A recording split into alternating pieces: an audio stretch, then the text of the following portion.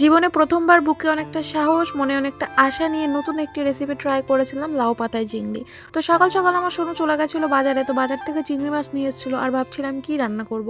তো সেই সময় মনে পড়লো লাউ পাতায় চিংড়ি তো একবার ট্রাই করে দেখাই যায়। তো মনে যখন একবার এসছে নতুন কিছু ট্রাই করার, তো সেটা করতেই হবে। সেই মতো দেখো যেই ভাবা সেই কাজ, আমিও নিয়ে চলে এসেছি লাউ পাতাগুলোকে খুব সুন্দরভাবে কেটে নিচ্ছিলাম, বিকজ যে ডাড়গুলো থাকে না সেগুলোর জন্য কিন্তু ভালোভাবে মোড়া যায় না। আর ওদিকে মাছটাকেও খুব সুন্দরভাবে বেছে ধুয়ে রেখেছিলাম। এবার হচ্ছে মাছটাকে ম্যারিনেট করার পালা। তো মশলার মধ্যে দিয়েছিলাম কালো সর্ষে, কাঁচা লঙ্কা, জিরে এবং আদা। তো এবার ম্যারিনেশনের জন্য এখানে দিয়ে দিয়েছি লবণ, হলুদ, সেই পেস্ট করে রাখা মশলাটা এবং সরিষার তেল। তারপরে মাছটাকে খুব সুন্দর করে ম্যারিনেট করে আধা ঘন্টার জন্য সাইডে রেখে দিয়েছিলাম। আর এদিকে দেখো আমাদের মাছটা মোড়াও কমপ্লিট হয়ে গেছে, যদিও সেই শটটা তোমাদেরকে দেখাতে পারলাম না, বিকজ তখন ভিডিও শট নেওয়া হয়েছিল না। তো দুটো করে লাউ পাতার মধ্যে 4 থেকে 5টা করে চিংড়ি মাছ দিয়ে খুব সুন্দর করে মুড়ে নিয়েছি, জানি না কতটা কি পেরেছি। তো এবার পাতুরিগুলোকে ভাজার পালা। এদিকে দেখো আমরা তেলের মধ্যে পাতুরিগুলোকে খুব সুন্দরভাবে এপিট ওপিট করে ভেজে নিয়েছিলাম।